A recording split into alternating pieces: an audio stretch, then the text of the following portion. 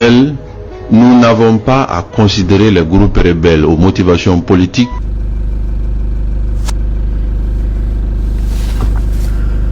Mes chers amis, vous venez d'entendre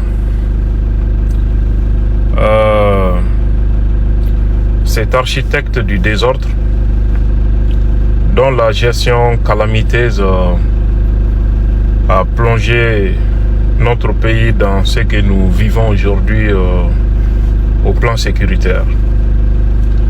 Il est en train de nous demander de ne pas considérer les groupes rebelles aux revendications politiques comme des terroristes. C'est-à-dire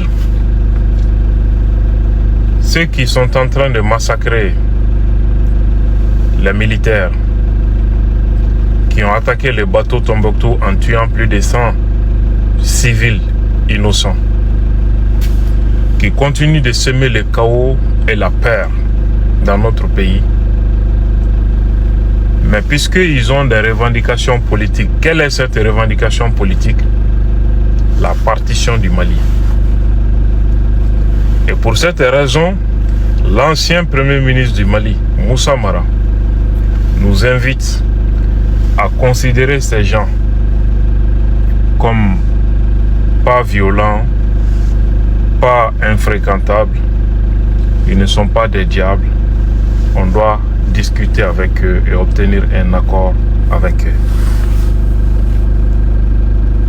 Sur ce plan, il rejoint la position de l'Algérie, qui pense que le MNLA et Yad Agali doivent être exclus de la qualification de terroristes pour que le gouvernement malien conclue un accord politique avec ces deux entités. Mara lui-même, qui devient champion de la schizophrénie, a dénoncé de façon fourbe la condescendance manifestée par l'Algérie à l'égard de l'État du Mali. Mais malheureusement, au même moment, il rejoint la position de ce même pays sur le plan sécuritaire. C'est très décevant ça. Vous vous rappelez quand le gouvernement décidait de chasser les forces internationales du Mali? Le même Mara et comparse prédisaient le chaos et un vide sécuritaire. Aujourd'hui, les faits ont clairement démontré qu'effectivement, Mara est un oracle, mais un oracle déconnecté. C'est ridicule finalement.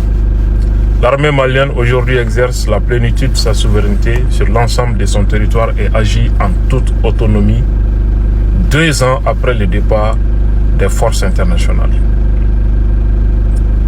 Et ces stratèges de salon continuent encore de vouloir donner des leçons à la hiérarchie militaire du Mali et aux décideurs stratégiques de l'État malien. C'est le comble du ridicule. Moussa Mara, malheureusement, fait honte au Mali en faisant un tel étalage de son ignorance et une position antinationale. C'est très clair. Il pense que si un groupe armé a une revendication politique, ça veut dire qu'il ne peut pas être considéré comme groupe terroriste. Et là, il répète naïvement, puisqu'il n'a aucun attachement à sa patrie, le Mali, il répète ce que disent les Français et les Algériens. Lui ne sait pas qu'à un moment en France, même certains partis politiques avaient été considérés par l'État comme terroristes. Il n'est pas au courant de ça parce qu'il ne connaît rien. La loi malienne dit quoi? La loi du Mali ne donne pas une définition conceptuelle du terrorisme. La loi malienne donne plutôt une définition factuelle du terrorisme. Si tu fais tel et tel acte, tu es qualifié de terroriste. Mara n'est pas au courant de ça parce qu'il ne connaît rien. Et même selon les législations internationales, en Occident par exemple, pour qu'une action puisse être qualifiée d'action terroriste, la loi a besoin d'un élément moral. Tendre embuscade contre les forces armées, les MNLA le fait. Poser des mines, les MNLA le fait. Pour quelle revendication? Une revendication politique. Donc Mara ne sait pas si on pose certains actes, on utilise certains modes d'action pour exiger du gouvernement quelque chose, contraindre l'État à faire ou à ne pas faire quelque chose, pour une raison politique ou religieuse. Mara ne sait pas que c'est exactement cette raison politique-là qui constitue l'élément moral de cette infraction et tu peux être poursuivi pour terrorisme. Il n'est pas au courant de ça aussi.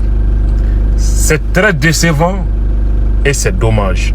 Ce n'est pas seulement la revendication politique qui justifie la qualification des terroristes ou qu'il ne les justifie pas.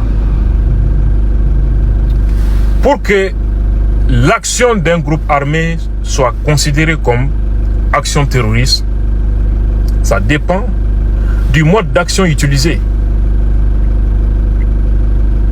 Massacrer les populations, l'attaque contre les bateaux de Tombouctou, c'est l'assaillement. Des attaques contre les populations civiles. L'utilisation de la tactique de guérilla, des embuscades contre les forces armées et de sécurité, l'utilisation des drones kamikazes contre les forces armées et de sécurité. Pour quel motif? Obtenir la partition du Mali, obliger l'État du Mali à revenir dans l'accord d'Alger, obliger l'État du Mali à concéder l'autonomie au MNLA, l'autonomie de Kidal. Si malgré tout, un ancien Premier ministre qui prétend diriger le Mali ne sait pas que tous ces éléments sont constitutifs de l'infraction de terrorisme, c'est vraiment décevant. C'est une honte, c'est une abomination.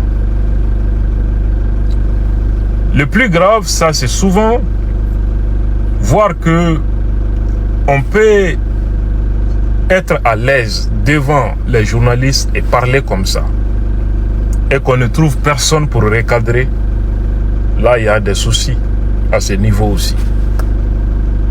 Alaka Mali, Alaka Klignimandambema. Shalom.